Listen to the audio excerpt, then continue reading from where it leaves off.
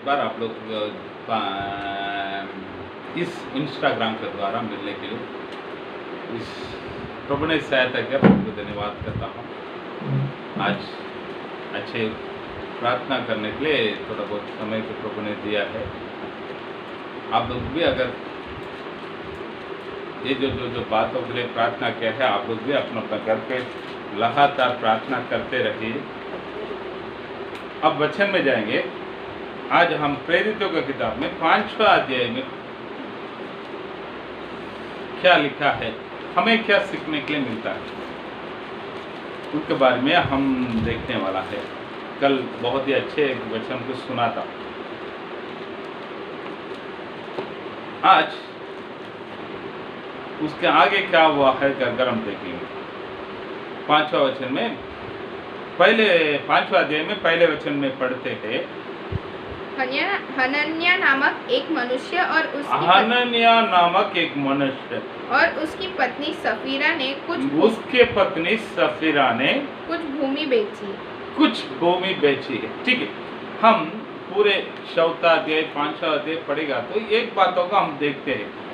क्या है 4वां अध्याय में लास्ट में ये बातों को लिखा है। 34 में पढ़िए, 44 में 34।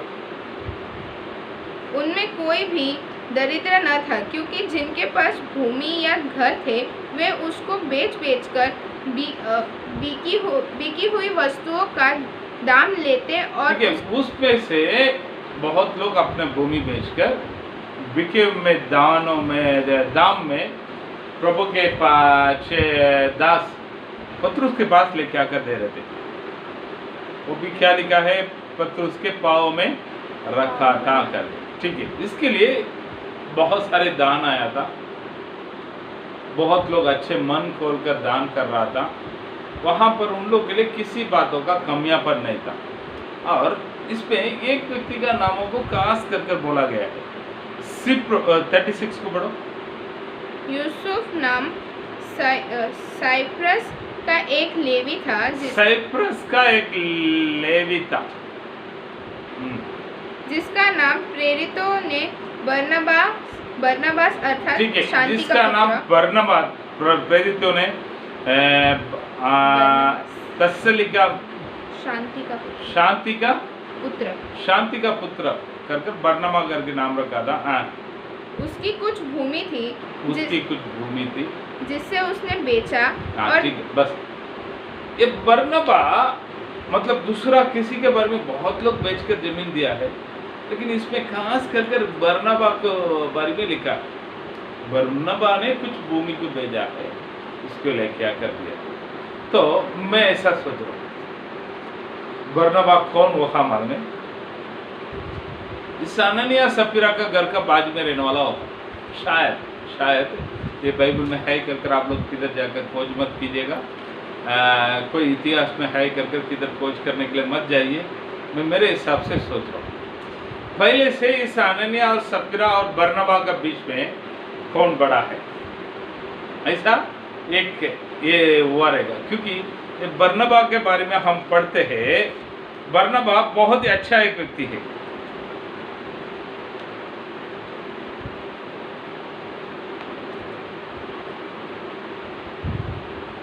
बरनबा बहुत ही अच्छा एक व्यक्ति है। बरनबा के बारे में हम बाइबल में पढ़ सकता तो उनका कैरेक्टर वैसे बहुत ही अच्छा है। पौलुस के साथ मिलकर उन्होंने सेवा किया था। एक घटना में पौलुस और वो अलग अलग जा रहा है। उधर यूहन्ना करके एक व्यक्ति था, मार्कस करके एक व्यक्ति था। उनके विषय में बरनबा बोलता है मैं उनको लेके जाएंगे। पौलुस बोलता है वो नहीं चाहिए, बीच में लास्ट टाइम उन्होंने बीच में छोड़कर चला गया था, लेके नहीं जाने का करके। तो उन लोग अलग अलग हो गया है, बाद में वो लोग एक हो गया। ठीक है, और इब्रानी का पुस्तक को ये बरनबा लिखा है करके बहुत कुछ प्रभु के दास लोग बोलने वाला लोग बोलता है। ठीक है, बरनबा बहुत ही अच्छा एक व्यक्ति है। प्रभु के लिए बड़े बड़े कामों को किया हुआ एक व्यक्ति है। शायद उस बरनबा के घर के बाजू में ये हनन्याह और सफीरा होता रहेगा। उनके इस बरनबा के ऊपर एक जलन पहले से था, शायद हो सकता था। तो बरनबा जमीन बेच के दिया तो हमारा क्या इज्जत, मैं थोड़ी बरनबा से कम हूँ। मैं थोड़ी बरनबा से कम कर कर ये लोग भी एक जमीन बेचने के लिए गया है। बरनबा कितना जमीन बेच कर रखा है किसको पता नहीं, कितना पैसा दिया है क्या दिया है कर कर किसी को पता नहीं। अभी इस बात सबको पता चला है बरनबा ने पैसा दिया जमीन बेच के। तो वे लोग पति और पत्नी बैठकर प्लानिंग करता है क्या करो, अभी उन्होंने दिया तो हम नहीं देगा तो हमारा क्या इज्जत होगा करके इन लोग भी अपने जमीन को बेचा है। तो बेचने के पहले क्या हुआ रहेगा मालूम है, वो प्रभु के दास पतरुस के पास आकर बोला रहेगा फास्टर मैं भी हमारा जमीन बेच कर देना चाहता हूँ। पतरुस ने बोला रहेगा तुम्हारा इच्छा, क्योंकि हम बाइबल में इस प्रेरित का काम में किधर भी देख नहीं सकता है तुम दान के बारे में इधर लिखा है कर। मेरे हिसाब से अब तक मैं देख कर आ रहा हूँ दान दे दो कर कर किधर भी आया आदि कलीसिया में, शुरुआत का कलीसिया में, मगर सब लोग खोल कर दिया है। कारण क्या है, इसमें ज्यादा कर कर ये सेवा का किधर होता है यरूशलेम यहूदी लोगों के बीच में। तो यहूदी लोगों को पहले से उन लोग का एक नियम उन लोग सबको मालूम था, क्या था उन लोग का नियम में 10 में 1 भाग प्रभु का है। यहूदी लोगों का दान देने का नियम है 10 में 1 प्रभु का है, पहलोटा फल सब प्रभु का है, पहलोटा फल सब प्रभु का है, 10 में 1 भाग प्रभु का है। वो लोग उठाने का बेड लेता था, गरीब लोगों के लिए बेड देता था और भवन का मरम्मत करने के लिए बेड अलग से देता था। तो ये सब बेड पहले से उन लोगों को मालूम था। ठीक है, बहुत लोग क्या बोलता है इस आदि कलीसिया को रखकर आज भी बहुत लोग बोलने वाला लोग क्या बोलता है पतरुस का समय में वो लोग थोड़ी दान के समय में बात किया, आजकल दान दान दान दान दान किधर भी जाएगा तो बात कर। ठीक है प्यारे लोग, मैं उसके बीच में ज़्यादा नहीं आता हूँ, फिर भी ये सवाल के लिए एक जवाब दे देता हूँ। उन दिनों में यहूदी लोग को उन लोग का खून में ये था 10 देना, दान देना, अब सब बातों में प्रभु के लिए देने के लिए वो लोग आगे खड़ा रहता। तो हम देखते हैं प्रभु के लिए संदूक बनाने का, तंबूक बनाने का मूसा ने अनाउंसमेंट किया है। सब बहन लोग अपना दागिना को निकाल कर पूरा ले लो ले लो ले लो ले लो करके दिया है। उतना दान आया है, आखिर में मूसा बोलना पड़ा है भाई बस हो गया, जितना चेता आ गया है आगे कोई भी मत दो।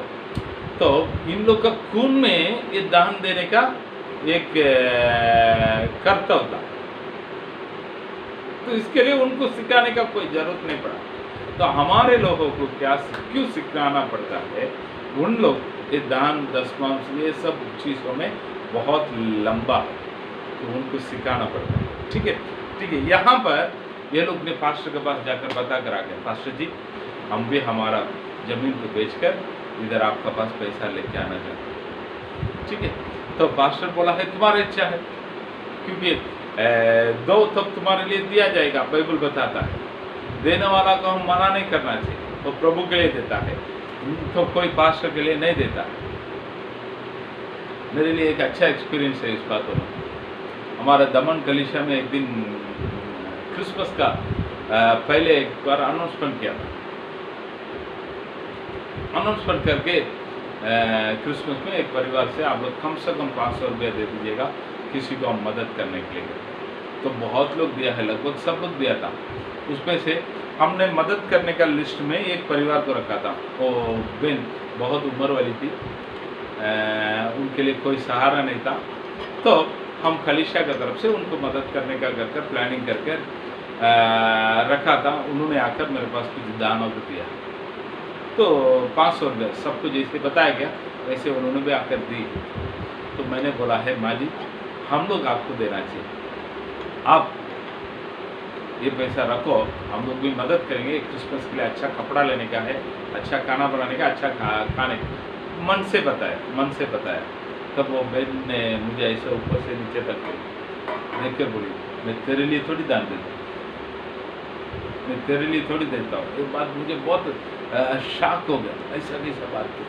देख मैं मेरा परमेश्वर के लिए देता हूँ, तो लेता क्या नहीं लेता, उतना केवल बता। नहीं लेता तो मैं प्रभु के पास जाकर बता, तुरंत मैंने ले लिया, तुरंत मैं ले लिया। मैं आपको क्यों बताता, क्या बताता हूँ? दान देता है बोलेगा तो दान किसके लिए दे रहा है?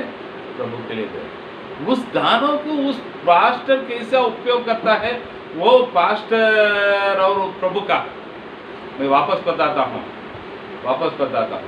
उस दान देने वाला प्रभु के लिए देता है, प्रभु के लिए आने वाला दान को रखकर पास्टर ऐश करेगा तो प्रभु छोड़ने वाला नहीं। मैं इसके लिए पास्टर ऐश करेगा देखने के बाद भी दो कर भी मैं नहीं बोल रहा हूँ, ये बात अब भी आप ध्यान में रख लीजिए। आप देने वाला दान प्रभु का सेवकाई के लिए उपयोग होना चाहिए। तो यहाँ पर मैंने देखा हुआ बात, मैंने अनुभव किया हुआ बात, दान कर 5 रुपया देता है क्या 5 लाख देता है, वो बात की बात वो प्रभु के लिए देता है। तो उसमें एक पैसा के लिए हम वफादार रहना बहुत जरूरी है। कई समय हमारा पास्टर लोग का एक सोच आता है, हम इंसान लोग, हम लोग हमारे लोगों को देखते हैं तो कई बार हम हमारे लोगों को कैटेगराइज करता है। कैटेगराइज बोलेगा तो उन लोग बड़े लोग पैसा वाला है, ये देने के परिस्थिति में है, ये लोग ठीक है, इन लोग देने का परिस्थिति में नहीं, इन लोग से हम मांगने का नहीं, वो नहीं करने का कर हम थोड़ा हमारे लोगों को ऊपर तरस कर दया कर उन लोग बोलता आप लोग नहीं देगा तो चलेगा कर लो। ये पास्टर लोग करने वाला गलतियाँ है मेरे हिसाब से। क्यों मालूम है?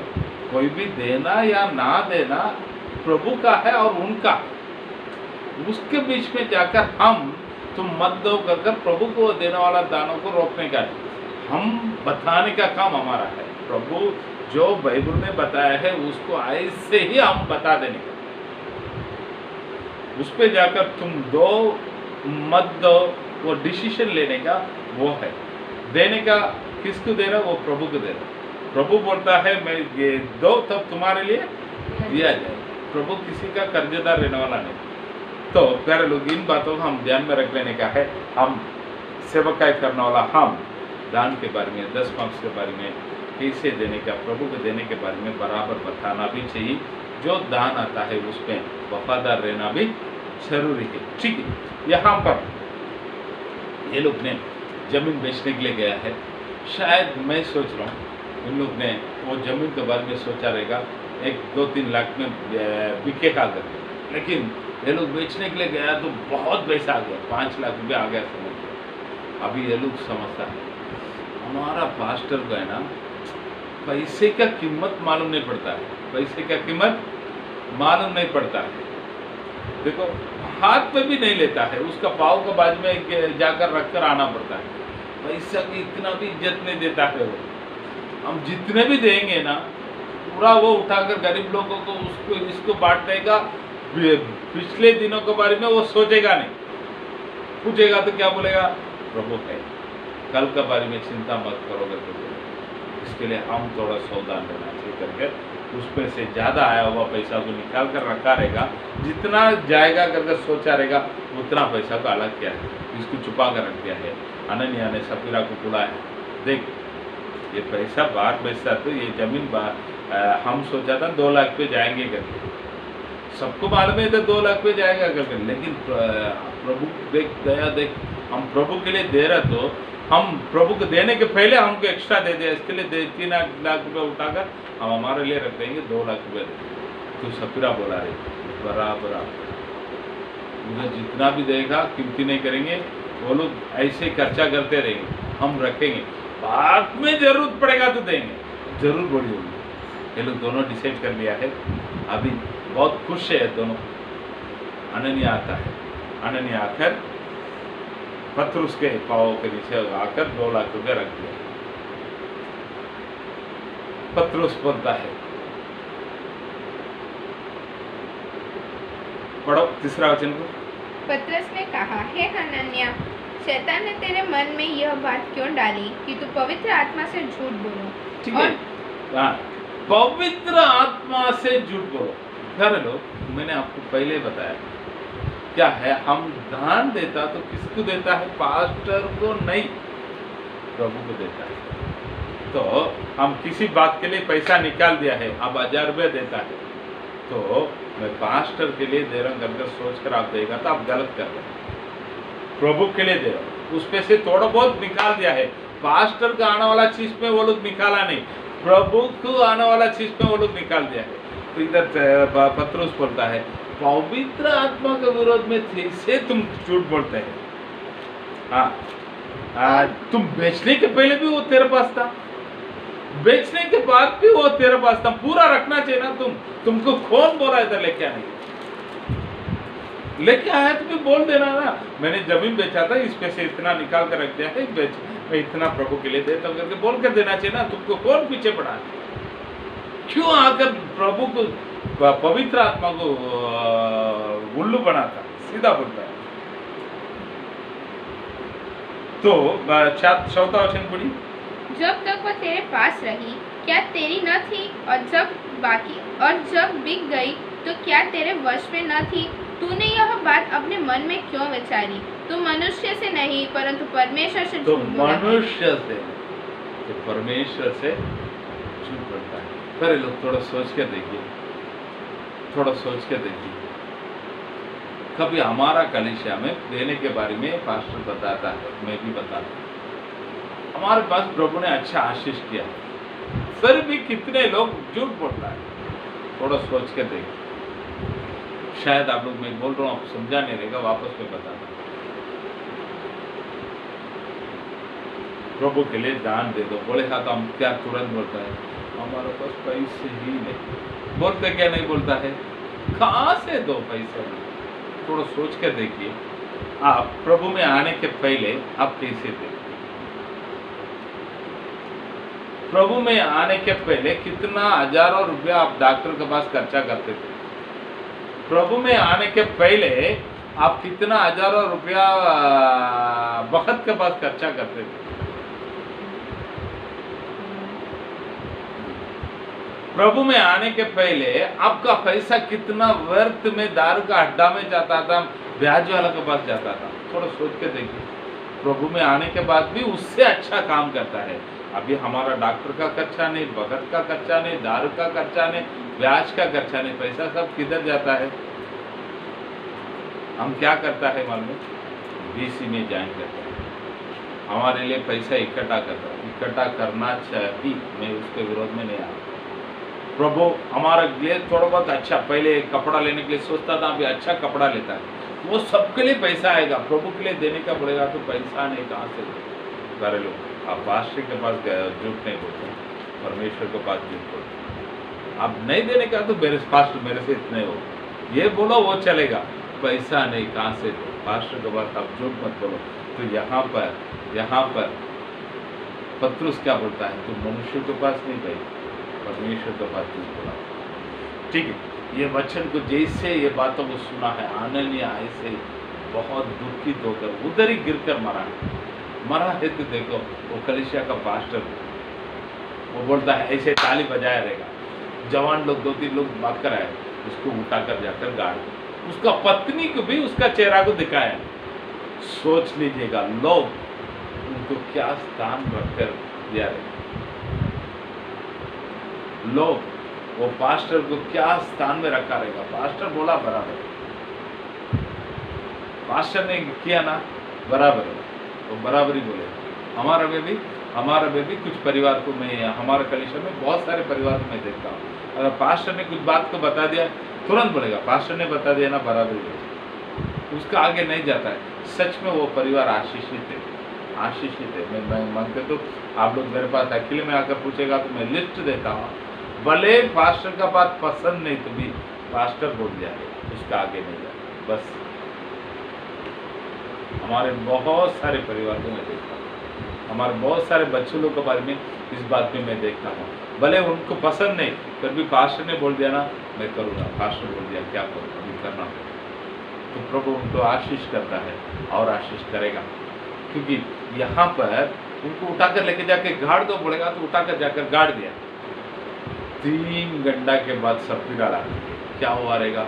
मस्त मेकअप किया रहेगा, बहुत अच्छी तरह से। अभी बहुत बड़ा एक हैंडबैग ऐसा हाथ पे रखकर ऐसे ही डोलते वो आती है, आता तो सीधा पास्टर बुलाता है, इधर आओ अभी घमंड से जा रही, वो जाने के समय सच में मेरा पति आकर पैसा दिया है, पास्टर खुश हो गया है, इसके लिए मेरे लिए खास प्रार्थना करने के लिए बुलाया है कर कर घमंड से आती है। तो पत्रुस क्या बोलता है 7 और 8 को पढ़िए। लगभग 3 घंटे के बाद उसकी पत्नी जो कुछ हुआ था न जानकर भीतर आई। तब पतरस ने उससे कहा, मुझे बता, क्या तूने वह भूमि इतनी ही में बेचा था? मुझे बताओ, तूने ये भूमि इतने में बेचा था? हाँ। उसने कहा, हाँ इतने ही। उसने बोला, हाँ इतना ही। पतरस ने उससे कहा, यह क्या बात है कि तुम दोनों ने प्रभु के आत्मा की परीक्षा के लिए एक। ठीक है, इतना बोला तो वो भी उधर ही गिरी है, मर गया। ठीक है, मर गया।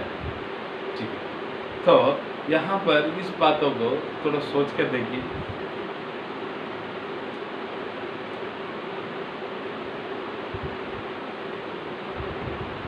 दसवां वचन पढ़ी। तब वह तुरंत उसके पांव पर गिर पड़ी और प्राण छोड़ दिया। प्राण छोड़ दिया है, मर गया है कर कर बोला नहीं। तो ये बात को किधर आपको याद आ रहा है? ये शब्द प्राण छोड़ दिया है।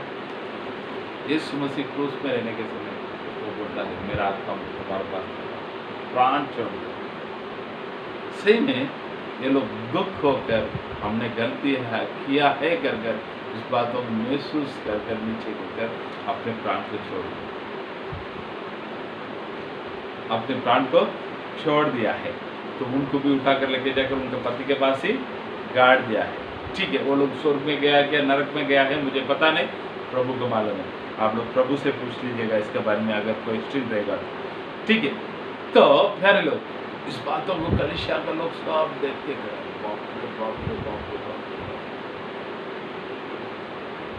सबका अंदर ये बात फैल गया है, सब लोग का मन में एक डर आ गया। किसके बारे में? प्रभु के सेवक के बारे में। कर लो सच में मैं बोलूं, हम जहां पर सेवकाई करता है वहां पर प्रभु के सेवक के बारे में, प्रभु के नाम के कारण एक डर रहना आवश्यकता है। ये प्रभु का पास सेवक है, सेवकाई करने वाला लोग, उसके ऊपर हम थोड़ा सावधान से रहना चाहिए। तो प्रभु हमारे लोगों के जीवन में भी ऐसे ही करे, मैं प्रार्थना करता हूँ। ठीक है, 12 वचन में देखता है प्रेरितों के द्वारा बहुत बड़े बड़े चिन्ह और चमत्कार का काम आने वाला है। 13 वचन में हम पढ़ते हैं, परंतु औरों में से किसी को यह हियाव न होता था कि उनमें जा मिले, तो भी लोग उनकी बड़ाई करते थे। ठीक है, बाहर का लोगों का किसी का हिम्मत नहीं था उन लोग के साथ जाकर जुड़ने के लिए, फिर भी वो लोग निंदा नहीं किया है, उन लोग का बड़ाई किया। तो आज आपके गांव में आप प्रभु में है, लोग थोड़ा आपको ऊपर नीचे देखता है, लेकिन आपका निंदा करते हैं क्या? आपका बड़ाई करते हैं। एक सवालों को रखकर देखिए, आप सेवकाई करने वाला रहेगा तो भी ठीक है, आप विश्वासी रहेगा तो भी ठीक है। आप जहाँ पर सेवकाई करता है उस जगह पे आजू बाजू का लोग आपका निंदा करता है, आपका बड़ाई करता है, वो कलीसिया में आने वाला होने दो, आने वाला ना होने दो। आप विश्वासी है तो आपके घर के आसपास का लोग आपको निंदा करता है, आपके बड़ाई करता है। थोड़ा सोच कर देखिए। मैं गवाही बता सकता हूँ, एक व्यक्ति बोईसर कलीसिया के बारे में बहुत लफड़ा किया था। कलीसिया का सामने एक बड़ा बंगला था, उस व्यक्ति के पास जाकर बोला, मैं बाजू में ज़मीन ले लिया है, उधर मैं वो करने का, ये करेगा, ऐसा ऐसा बहुत, मैं बूढ़े लोग का आश्रम बनाने वाला, ऐसा करने वाला, वैसा करने वाला करता। सच में बोलो, और वो बंगला वाला से हमारा कोई रिश्ता नाता नहीं था, अभी देखा तो एक सलाम कर लेगा बस।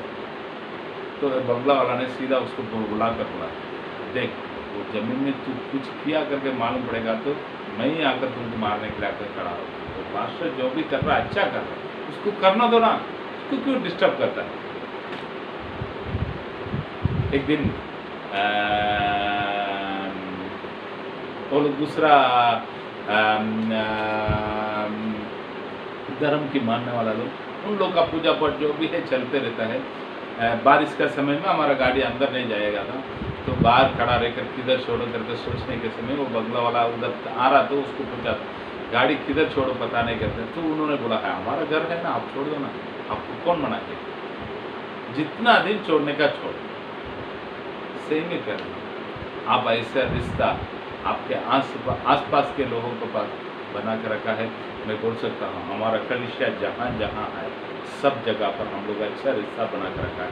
हम जो जगह पर रहते हैं हमारा आजू बाजू का लोग हमको थोड़ा हमारे से दूर रहता है, मगर सब अच्छे रिश्ते के साथ है।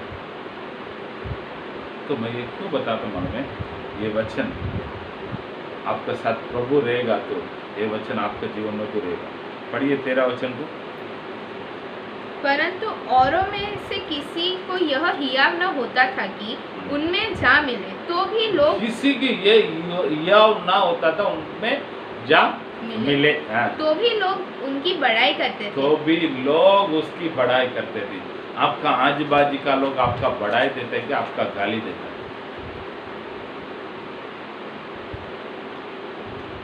थोड़ा सोच के देखिए, आपका बड़ाई करते हैं कि आपका गाली देते हैं। फिर लोग बाइबल पढ़ने के समय हमेशा इस शब्दों के साथ पढ़ना चाहिए। क्या शब्दों के साथ? प्रभु इस बाइबल का अद्भुत बातों को समझने के लिए मेरे मन के आंखों को खोल, इस बाइबल का अद्भुत बातों को समझने के लिए मेरे मन के आंखों को खोल दो। भले आपका विरोध में रहने वाला भी बाहर जाकर आपके बारे में बोलना चाहिए वो अच्छा व्यक्ति है। प्रभु यीशु मसीह की क्रूस में मारने के समय एक सूबेदार था, ये धर्मी है करके गवाही दिया। तो रोम का हाकिम था, वो गवाही दिया है ये धर्मी है करके। आजू बाजू में रहने वाला लोग सब बोला है लास्ट में ये धर्मी है करके। आपके घर पे आसपास में आपको झगड़ा करने वाला है क्या? आपके बारे में तारीफ करने वाला है। भले आपका और उनका वो अंधेरा और उजाला का कोई संबंध नया रहेगा, फिर भी आपके पास लोग कैसे हैं थोड़ा जांच के देखिए। यहाँ पर हम देखते हैं 14 और 15 को पढ़ी। विश्वास करने वाले बहुत से पुरुष और स्त्रियां प्रभु की कलीसिया में बड़ी संख्या में मिलते रहे, यहाँ तक कि लोग बीमारों को सड़कों पर ला लाकर खाटों और खटोलों पर लेटा देते थे कि जब पतरस आए तो उसकी छाया ही उनमें से किसी पर पड़ जाए। यरूशलेम के आसपास के नगरों से भी बहुत लोग बीमारों और अशुद्ध आत्माओं से सताए हुओं को ला लाकर इकट्ठा होते थे। ठीक है, यहाँ पर देखते हैं पतरस का छाया पड़ना दो, नहीं तो पतरस जहाँ पर है उधर बहुत बीमारी लोगों को लेके आकर रखता था, सब चंगाई हुआ, सब चंगाई। ऐसा कैसा है? बाइबल में देखता है प्रभु का समय में भी ऐसा नहीं हुआ है, पतरस का समय में ऐसा हुआ है। प्रभु यीशु मसीह वही कहकर गया, बोल कर गया है। पढ़िए यूहन्ना का सुसमाचार में 14वां अध्याय में आइए, यूहन्ना का सुसमाचार में 14वां अध्याय में 12वां वचन को पढ़िए, क्या बताता है उधर।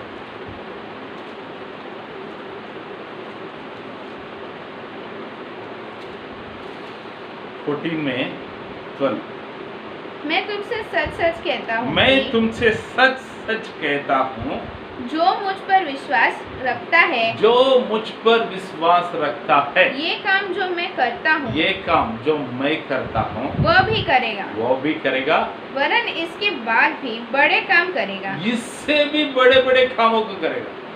क्योंकि वापस पढ़िए, जो मुझ पर विश्वास रखता है, जो मुझ पर विश्वास रखता है, हाँ, ये काम जो मैं करता हूँ, ये काम जो मैं करता हूँ, वह भी करेगा, वरन इससे भी बड़े काम करेगा, क्योंकि मैं पिता के पास जाता हूँ। क्योंकि हाँ ठीक है, इससे भी बड़े बड़े कामों को करेगा। प्रभु प्यारे लोग, वहां पर हुआ है। बहुत लोग क्या बोलता है मन में, पास्टर पहले के समय में ये सब होता था, अभी थोड़ी होता है। प्यारे लोग, एक अच्छा एक्सपीरियंस याद आ रहा, मैं बता देता हूँ। बोईसर भवन में हम लोग हीलिंग सेंटर करके रखा है। कोई बीमारी वाला रहेगा तो आ जाओ करके रखा है। विक्रमगढ़ के आसपास में एक गांव, कौन सा गांव में भूल गया है, वहां से बोईसर ने एक पास्टर ने एक परिवार को बुलाया। बहुत बीमारी है तो उनको बोला है ठीक है आप आ जाओ, मैं प्रार्थना करता हूँ करके। तो वो लोग शाम के 6 साढ़े 6 बजे के आसपास एक रिक्शा में लेकर आ गए मैजिक में। उसका पेट इतना फूला हुआ था, उसका हाथ पैर फूल गया था, उसको पेशाब नहीं जा रहा था, डॉक्टर लेने के लिए तैयार नहीं था। तो ये पास्टर ने हिम्मत से बुला लिया है, पास्टर ने बुला लिया है, लेकिन इसका परिस्थिति को देखा तो मेरे पास रखने के लिए जगह नहीं, तुम लोग लेके जाओ। वो लोग बोला है पास्टर आपका भरोसा पे लेके आए। नहीं मुझे पता नहीं करके हाथ उठा दिया, दरवाजा बंद किया। अब रिक्शा वाला इनको देखता है, ये लोग रिक्शा वाला को देखता है। अब क्या करो, सच में हुआ बातों को नहीं बता दे। तो बाजू रिक्शा वाला बोला है देखो हम आने की जगह पर दूसरा एक भवन था, मैं देखा है, उधर जाकर देखेंगे कर कर बोला। तो हाँ जाएंगे उधर, शायद ले लिया तो अच्छा है कर कर देख के इधर आया है। शाम को रात को एक अंधेरा होने वाला है, उस समय बराबर गाड़ी आ गया है अपना उधर रहने वाला सेवक। उसको जाकर देखा तो आप लोग कौन है, किधर से आया, पूरा इंक्वायरी किया है, कौन आपको बुलाया है, कौन भेजा है करके बोला। तो उन लोग ने सच सच जो भी है बात बता दी। इस सेवक ने उसको बोला है लेकिन ये हमारा पास्टर को पूछना पड़ेगा, पूछ कर मैं बताता करके बोला। तो इतना में वो बोला है थोड़ा आपका बैठना दो, बाद में आप पास्टर से बात करो करके रिक्शा वाला दनादन उसको उतार कर नीचे रखा है, रिक्शा लेके चला गया, क्योंकि रिक्शा में मर गया तो लपड़ा के करके। तो मुझे फ़ोन आया है ऐसे ऐसा आ गया है पास्टर क्या करो। मैंने बोला है ठीक है आ गया तो क्या करो, एक बात को एक काम अपना सुरक्षा के लिए इतना कर दो, एक पेपर में उनका एड्रेस, उनका पति का नाम, उनका हाथों से लिख के ले लो। ये बीमारी के कारण इधर आया था, कई जगह पर आया है, वो लोग लिया नहीं, खाली एक रात रुकने के लिए हमारा रिस्क में हम लोग रखते हैं, क्योंकि आया हुआ रिक्शा वाला भी भाग गया। कर लिख कर रखो, उनका सिग्नेचर ले लो, जो लोग आया है उनका भी सिग्नेचर ले लो, लेकर उनके इधर रख दो करके बोला। सच में हुआ क्या था मालूम है, हम अपना भवन के अंदर आया तो उधर हमारा उधर रहने वाला सेवक का पत्नी एक काला छाया बनाकर वो बोलती है, वो भी सेवक ही नहीं, वो बोलती जैसे काला चाय पिया 3 दिन से उसको पेशाब नहीं हुआ था, अच्छा पेशाब हुआ। बहुत दिनों से खाना नहीं खाया था, भवन में रोटी बना कर दिया, चुपचाप जो दिया है खाया।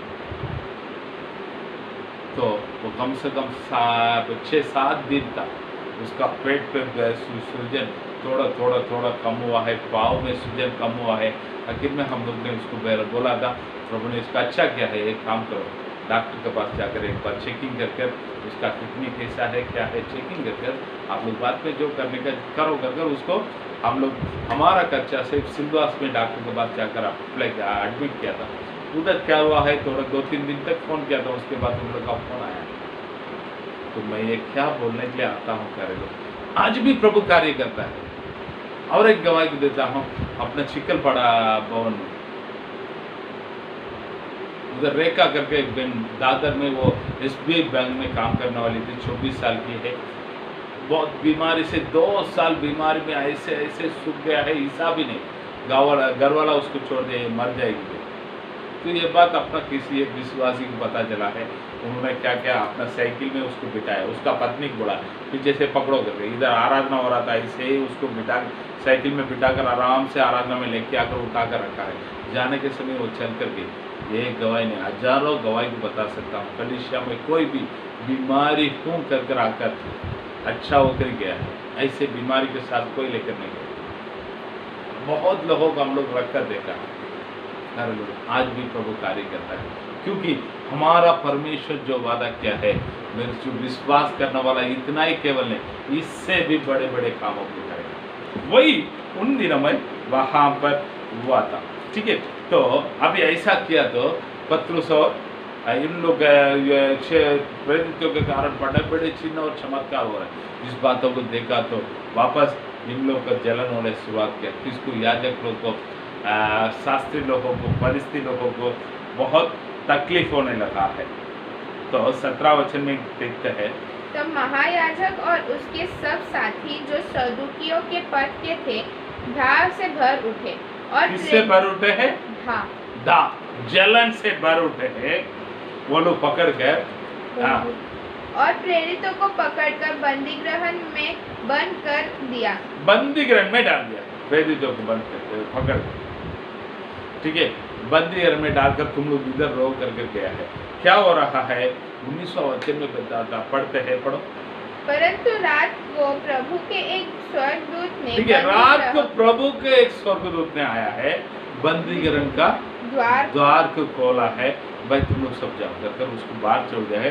पहले जैसे उसको बंद करके चला गया, पहले जैसे उसको बंद करके चला गया। वो लोग सबरे सबरे ये लोग ने ऐसे उठाकर रख दिया करके डराने, वो लोग वापस मंदिर में जाकर वो लोग प्रचार करना शुरुआत किया है। अभी ये बात इन लोगों को पता नहीं, किन लोगों को प्रधान याजक को, वो लोग सबरे सबरे महासभा इकट्ठा हुआ, ठीक है, प्रेरित लोग को लेके उधर जाकर देखा तो उनके दरवाजा बंद, जैसे क्या है वैसे बंद है। उधर जो रखवाली करने वाला बाहर खड़ा है, भाई उसको उठा कर लेके आओ।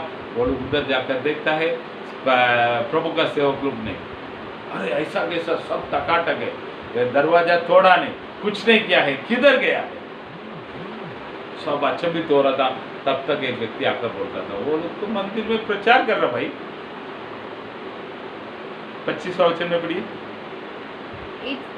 इतने में किसी ने आकर उन्हें बताया, देखो जिन्हें तुमने बंदीगृह में बंद रखा था, वे मनुष्य मंदिर में खड़ा हुआ लोगों को उपदेश दे रहा है। तब सरदार, ठीक है, वो लोग सरदार लोग क्या सोचता है, उसको मंदिर में से जाकर पकड़ेगा तो लोग सब हमारे विरोध में आ जाएंगे करके सोचकर उनके एकदम प्यार से बोलकर वापस लेके गया है। लेके जाकर चौथा अध्याय में हम जो सवाल को पूछा है वही सवाल को वो लोग पूछ रहा है। क्या पूछ रहा है? 28वां वचन में 28 में, क्या हमने तुम्हें चिताकर आज्ञा न दी थी कि तुम इस नाम से उपदेश न करो? तो भी देखो, तुमने सारे यरूशलेम को अपने उपदेश से भर दिया है। सारे यरूशलेम को अपने उपदेश से भर दिया। कर लो, हमारा भी काम यही है। हम जिस जगह पर जाता है वहां पर प्रभु यीशु मसीह का नाम को बताना हमारा काम है। उस पूरे गांव वाला को जाकर बताने का हमारा काम है। भर दिया है। हाँ, आगे बढ़ी 29। और उस व्यक्ति का लहू हमारे गर्दन पर लाना चाहते हो? तब पतरस और अन्य प्रेरितों ने उत्तर दिया, मनुष्य की आज्ञा से बढ़कर परमेश्वर की आज्ञा का पालन करना ही हमारा कर्तव्य है। ठीक है, मनुष्य का आज्ञा से बढ़कर परमेश्वर का आज्ञा को पालन करना ही हमारा कर्तव्य है। यहाँ पर भी क्या बोलता है, पढ़िए, चौथा अध्याय में आइए, 4 में 19 को पढ़िए, 19। परंतु पतरस और यूहन्ना ने उनको उत्तर दिया, तुम ही न्याय करो। क्या यह परमेश्वर के निकट भला है कि हम परमेश्वर की बात से बढ़कर तुम्हारी बात माने? क्योंकि यह तो हमसे हो नहीं सकता कि जो हमने देखा और सुना है। तो वो लोग अपने क्या जिम्मेदारी उसमें एकदम क्लियर, कोई ने बोल दिया है करके रोक नहीं सकता है। मैं तुम्हारा सुनना चाहिए क्या प्रभु का सुनना चाहिए, इस बातों में वो लोग क्लियर है। पर लोग हमेशा हम भी इस बातों में क्लियर रहना चाहिए। हम हमारे जो हमारे राज करने वाला लोगों को राज करता है, उन लोगों का आज्ञा पालन करना चाहिए। हमारे काम जो हमारे सेठ लोग का आज्ञा पालन करना चाहिए। पत्नी अपने पति के आज्ञा को पालन करना चाहिए, और बच्चे लोग अपना माँ बाप का आज्ञा को पालन करना चाहिए। कलीसिया पास्टर का आज्ञा को पालन करना चाहिए। ये सब है ना बाइबल में लिखा हुआ बात। लेकिन इससे भी बढ़कर एक बात है, मनुष्य का आज्ञा है क्या प्रभु का आज्ञा? तो पहले प्रभु का आज्ञा, पहले प्रभु का आज्ञा है। हम इसमें क्लियर रहना चाहिए। हम किसी मनुष्य को पालन करते कर सोचकर प्रभु का आज्ञा को उल्लंघन नहीं करना चाहिए। मैं आपको यही बता रहा हूँ, वापस में बताता हूँ। प्रभु का आज्ञा है मूर्ति पूजा मत करो। पति बोलता है मूर्ति पूजा करो, तो किसका सुनना चाहिए?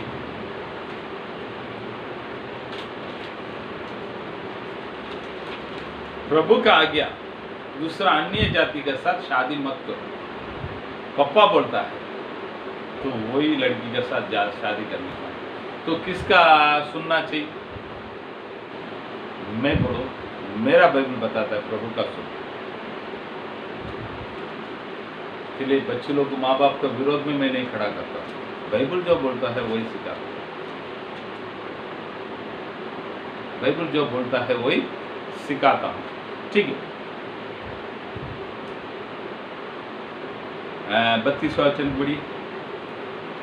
हम इन बातों के गवाह हैं, और वैसे ही पवित्र आत्मा भी जिससे परमेश्वर ने उन्हें दिया है, जो उसकी आज्ञा मानता है। ठीक, तो अभी ये लोग अच्छा बातचीत हो गया है। अभी 33 से देखेगा तो उन लोग क्या चाहता है, इन लोग को मार डालने का। किसको? पतरस और उनके साथीदार। तो योजना करने के समय वहाँ पर गमालियल करके एक व्यक्ति है, वो बहुत ही बड़े पढ़ाई किया हुआ व्यक्ति, परिस्थिति उसको बहुत आदर है। वो उसके नीचे कोई एक व्यक्ति शिक्षण किया तो आज का सबसे नंबर 1 यूनिवर्सिटी कैम्ब्रिज यूनिवर्सिटी से भी बहुत अच्छे बुद्धिमान है। तो उन्होंने उन लोग से बात करता है।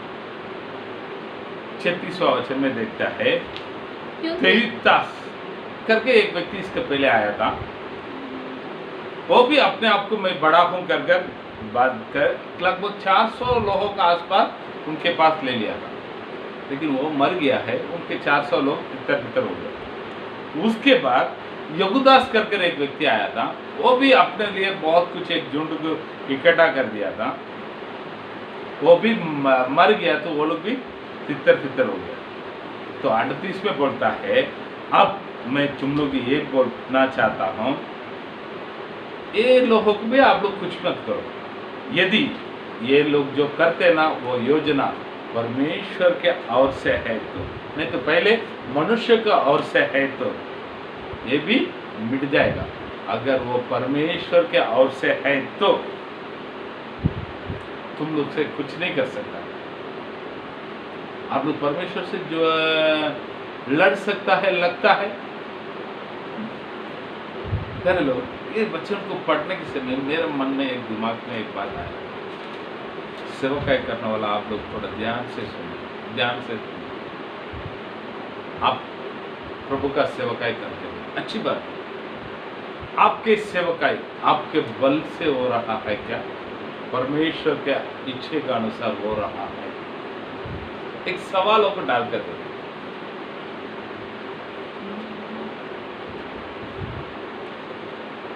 आपका सेवकाई आपके बल से हो रहा है क्या?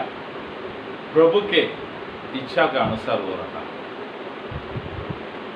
हम वो पूछेगा तो इस सवालों को पूछेगा तो सब लोग सब करके बताएगा प्रभु का इच्छा के अनुसार। मैं बताऊं, आप मरने के बाद आपका सेवकाई आगे बढ़ा तो वो प्रभु के इच्छे के अनुसार।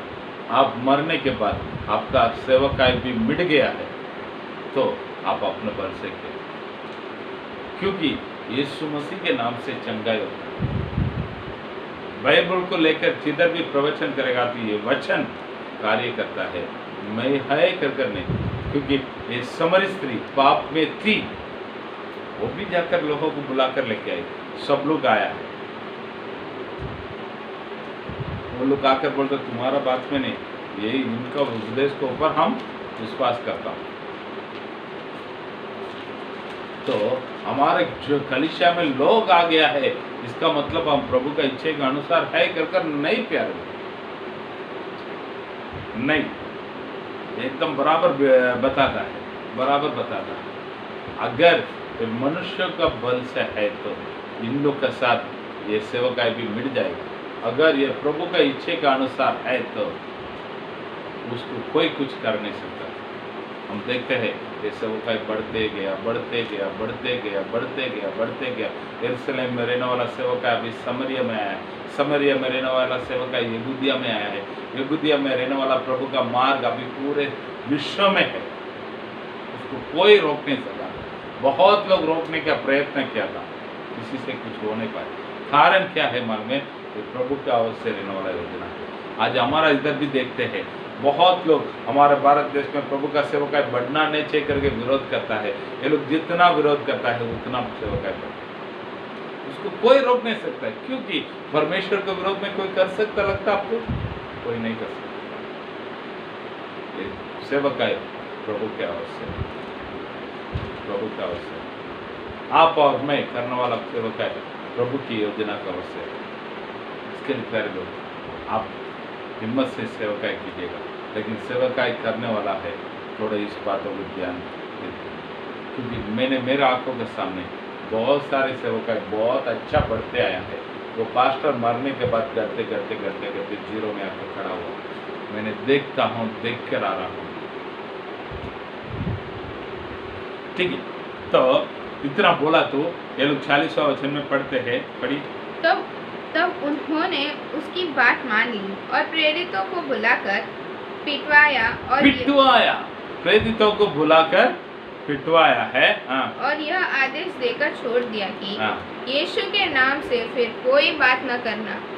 वो आदेश देकर यीशु मसीह के नाम से कोई बात नहीं करने का है, बोल कर ही भेजा है। ये लोग क्या क्या है 42वां वचन में? 42। हाँ। वे प्रतिदिन मंदिर में इकट्ठे हुआ है, सबको उपदेश किया। बस वो लोग बोलता है मत करो, तुम लोग बोलते रहो, हम हमारा काम करते रहेगा। क्योंकि मैं तुम्हारा नौकर नहीं, तुम्हारा बात सुनने वाला नहीं, प्रभु का बात सुनने वाला है। हम लोग का बात वही है। तो उन लोग को पिटवाया। तो ये लोग क्या करता है? 41वां वचन 41 को पढ़ी। वे इस बात से आनंदित होकर सुनिए, कब एक व्यक्ति आनंदित होता है? थोड़ा सोच के देखिए। कुछ काम करता है, उसका कुछ सम्मान मिलेगा तो आनंदित होता है, उसका कुछ आदर मिलेगा तो आनंदित होता है, उसको कुछ रिकॉग्निशन मिलेगा तो आनंदित होता है। तो ये लोग आनंदित हुआ है। क्यों? इन लोग को पिटवाया गया है। तो इन लोग के लिए मिला है, ये लोग किया हुआ सेवकाई के लिए मिला हुआ सम्मान क्या है? मार, निंदा, अपमान। इन लोग के लिए मिला हुआ रिकॉग्निशन क्या है? मार, अपमान, निंदा। सच में आज आपको क्या सम्मान मिलती है? एक सवाल को रखकर देखिए ना, आप सेवकाई करता है, आपको क्या सम्मान मिलती है लोगों के बीच में? आपको कोई निंदा करता है, आपको कोई मारने के लिए चाहता है, आपको कोई अपमान करता है, कोई इज्जत नहीं करता है, आप बहुत उदास हो जाता है। मैं कितना बड़ा पास्टर मालूम है, मैं चाहता था ऐसा कर सकता, वैसा कर सकता है, मैं बहुत बड़ा हूँ, तुम ये लोग ने ऐसा कैसा मुझे बोल दिया? बहुत लोगों को मन में विचार आता है, मनुष्य आ जाता है, लेकिन बहुत लोग इस बातों को लेकर गुस्सा हो जाता है। कल एक पास्टर के बारे में बात हुआ था, एक पास्टर के बारे में बात हुआ था। उसने उसके कलीसिया में एक शादी विवाह के लिए तैयार हुआ, लड़की उसका कलीसिया का, लड़का दूसरा कलीसिया का है। दूसरा कलीसिया वाला ने आकर उनके लड़की का एंगेजमेंट, शादी विधि सब वो आगे खड़ा रहकर प्रार्थना करवा दिया है। ये पास्टर को आया गुस्सा, आगे से कलीसिया में नहीं आने का, जाओ करके भगा दिया। मुझे इज्जत देना चाहिए, मैं शादी लगाना चाहिए था, मैं उसको सब कुछ करना, आगे बढ़कर खड़ा रहना चाहिए। उस पास्टर को तुम कैसे छोड़ सकता है? सही में हुआ बातों को मैं बता, मैं देखा नहीं। एक पास्टर, उसका बाजू में रहने वाला पास्टर बोल रहा था, पास्टर ऐसे ऐसे हो रहा है। मैं भी कुछ बोला नहीं, हाँ हाँ करके मुंडी लाकर सुन लिया।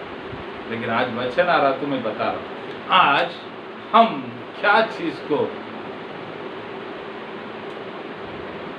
चाहत करता है। पास्टर हम किसी लोगों को मदद करता है, किस बातों को सोचकर मदद करता है? हमको आदर करना चाहिए करके मदद करता है। मदद लेने के बाद उन लोग आदर करना चाहिए करके हम चाहत करता है। सच में बोलो, मुझे तो बहुत लोग बहुत बातों को बोला है, आराम ही बोला है। एक एड़ा मद्रासी करके बोलने वाला बोलता है, वो खालिया करके बोलने वाला बोलता है कि इसे भी कुछ भी बोलने दो, मुझे कुछ फर्क पड़ने वाला नहीं। जिस दिन ये बाइबल को मैं उठा लिया है, उस दिन मेरे ये सारे चीज़ों को उतार कर रख दिया। अभी बेशर्म हो गए, कोई भी कुछ भी बोलना दो, हमको कुछ फर्क पड़ते नहीं। यहाँ पर कोई बोलेगा तो मैं आनंदित होता है। सच में प्रभु में हूँ, प्रभु में हूँ, प्रभु में हूँ। कर लो आप लोग कैसे। तो इस पूरे अध्याय से मैंने एक 7 बातों को सीखा है। वो 7 बातों को मैं आप लोग को बोलता हूँ। 5वां अध्याय में से 7 बातों को सीखा है। अगर आपके पास नोटबुक है तो वो 7 बातों को लिख कर रखें।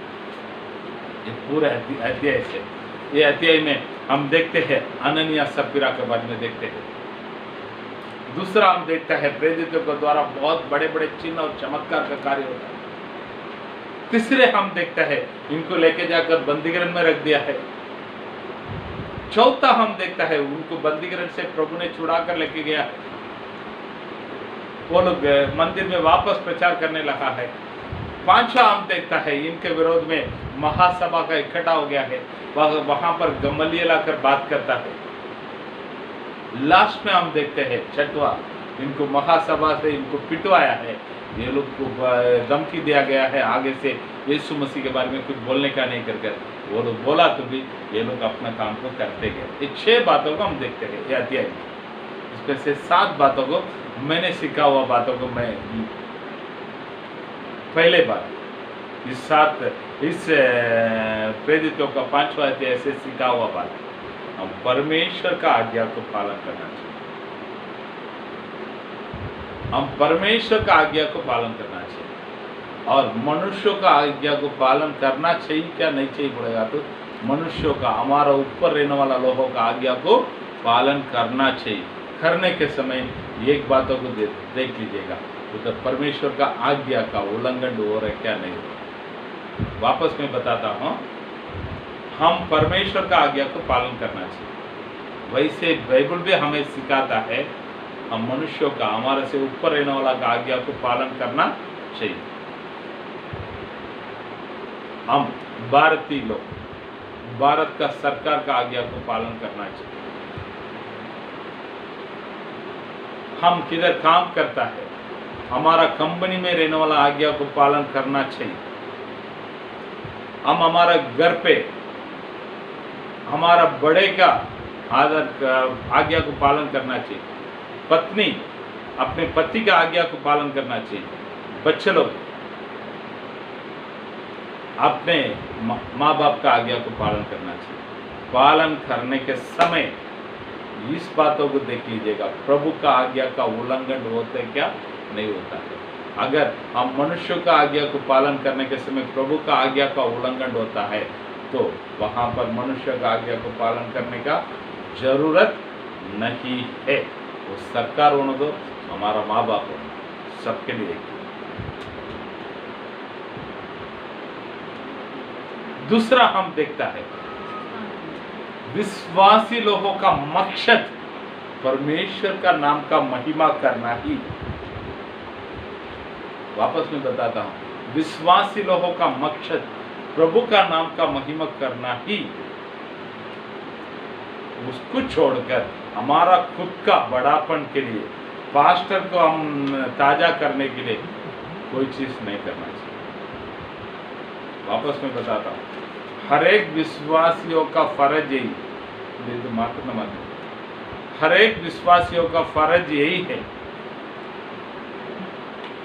हर एक विश्वासी का फर्ज यही है, हम प्रभु का नाम का महिमा करना चाहिए। कुछ भी करता है प्रभु का नाम का महिमा करना चाहिए। उसको छोड़कर हमारा नाम का बड़ापन के लिए हम यदि कुछ करेंगे तो वो प्रभु का विरोध का काम। तीसरा है प्रभु के चेले लोग, प्रभु के सेवक लोग यहूदी लोगों का महासभा का विरोध में नहीं खड़ा हुआ। वापस मैं बताता हूं, प्रभु के सेवक लोग यहूदी लोगों का महासभा का विरोध में नहीं खड़ा हुआ है। वो लोग इनका विरोध में खड़ा हुआ है, इन लोग उसका सामना किया। वापस में बताता हूं, हम जहां पर सेवकाई करता है वो पंचायत के विरोध में हम खड़ा नहीं होना चाहिए। शायद पंचायत आपके विरोध में खड़ा होगा तो उसका सामना करना चाहिए, उसके विरोध में मत जाओ। मैं जो बोल रहा हूं आप लोग समझेंगे लगता है। हम जिस जगह पर, जिस गांव में सेवकाई करता है वो पंचायत के विरोध में गलती से भी आप खड़ा मत हो जाओ। और प्रभु के नजरों के सामने वो गलत है, गलत बात है। हम क्या करना चाहिए, पंचायत शायद हमारा विरोध में खड़ा होगा तो हम उसके सामना करना चाहिए। उनके पास जाकर हमारा हक कह कर उधर जाकर उनसे लड़ते हुए बैठना नहीं चाहिए। उदाहरण के लिए मैं एक बात बताता हूँ। हमारा एक सेवक था, पहले नासिक में था, तो उसमें दूसरा एक पास्टर का कुछ लफड़ा था, उसके कारण उसको पुलिस पकड़ कर रख दिया है। तो इन्होंने जाकर उधर जाकर उनके तरफ में खड़ा हो गया। तो इधर लफड़ा हुआ, आखिर में वो पुलिस लोग ने क्या बोल दिया है, तुम लिख के दे दो, आगे से मैं सेवकाई नहीं करूंगा, लिख के देकर इधर से जाओ करके बोल दो। इधर उधर जाकर कानून बात करना शुरुआत कर। मैं क्यों लिख के दे दो, मेरा हक है, आपके विरोध में मैं केस डालूँ करके उधर लपड़ा बढ़ गया। मैंने उसको प्यार से समझाया, देख लिख कर मत दे दो, हम सेवकाई करेंगे तो हमारा ये, तुम्हारे विरोध में लड़ूंगा ये बोलता ना, ये बातों का मान नहीं सकता। तो वो मुझे पकड़ कर गाली भी देने लगा, तो जाओ भाई तुम्हारा रास्ता पकड़ो कर मैं छोड़कर साइड हो गया। तो आपको भी क्या बताता हूँ, हम हमारे पंचायत के विरोध में खड़ा नहीं होना चाहिए। शायद पंचायत हमारे विरोध में खड़ा होगा तो उसका सामना करना चाहिए। हम लोग वही करता है, ठीक है। और पत्रुस के पीछे अभी 10,000 से भी ज्यादा लोग हैं, आदमी लोग और औरत लोग को खड़ा करेगा। 35 लोग है, 35,000 लोग, 35,000 लोग है। तो उस समय में 35,000 पड़ेगा तो कितने बड़े झुंड है, थोड़ा सोच लीजिएगा। तो बाइबल क्या बताता है 5वें अध्याय में, उन लोग महासभा का लोग, उधर राज करने वाला लोग, इनको देखकर डर कर, लोगों को देखकर डर कर उनको बहुत प्यार से लेके जाए। मतलब उसके लिए इतना पावर है, वो उंगली उठाएगा तो सब लोग कुछ भी करने के लिए तैयार है। तो वैसे परिस्थिति में रहने के समय भी ये लोग गुस्सा कर कर उधर काम नहीं किया। हमारा काम क्या है, हमारा मकसद क्या है, उसमें वो लोग क्लियर। हमारा मकसद, ये लोग गुस्सा से काम नहीं किया है, अपना मकसद में क्या है उसमें वो लोग बराबर था।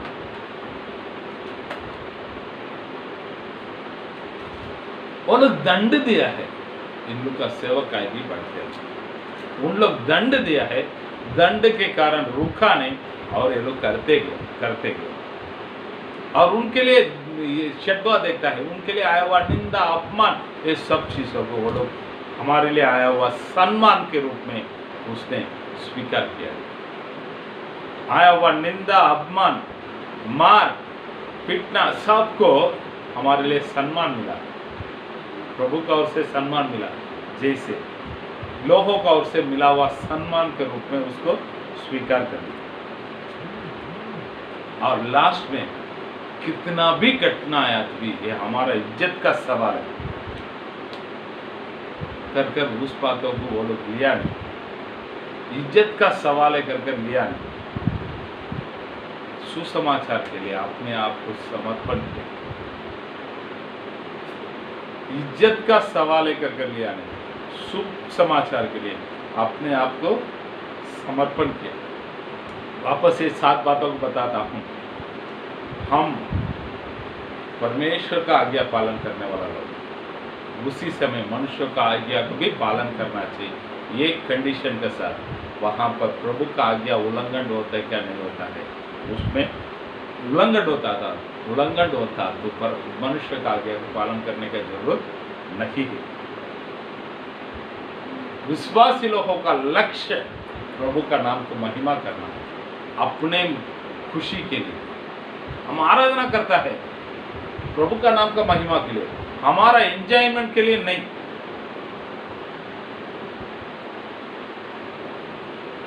हम कलीसिया में जाता है प्रभु का नाम का महिमा के लिए, हमारे खुशियां के लिए नहीं। वो लोग यहूदी लोगों का महासभा का विरोध नहीं किया, भले महासभा इनका विरोध किया है, ये लोग उनका सामना किया है। चौथा है, वो लोग गुस्सा से ये लोग काम नहीं किया है, अपना मकसद क्या है उसमें ये लोग बराबर था, और दंड मिला है फिर भी सेवकाई करते रहा। अपनों को आया हुआ अपमान, निंदा, मार, ये सबको अपने लिए मिला हुआ सम्मान के रूप में वो लोग स्वीकार कर लिया। 7वां है, किसी चीजों को अपना इज्जत का सवाल करके लिया है। सुसमाचार के लिए अपने आप को समर्पण। आप कैसा है, मैं कैसा है, इस बातों को हम देखें, प्रार्थना करेंगे। सर्वशक्तिमान महान परमेश्वर, आपको धन्यवाद करता हूँ प्रभु जी। इन दिनों में प्रेरितों का काम में 5वां अध्याय के बारे में सीखने के लिए आपने सहायता किया, उस पर रहने वाला अद्भुत बातों का हमें बताया। धन्यवाद करता हूँ। सुना हुआ सभी का आशीष कीजिएगा प्रभु। आज जो प्रार्थना किया है उस प्रार्थना को भी सुना है, उत्तर किया है, धन्यवाद। प्यारे परमेश्वर, यीशु मसीह के नाम से मांगता अच्छे पिता, आमीन आमीन। हालेलुया।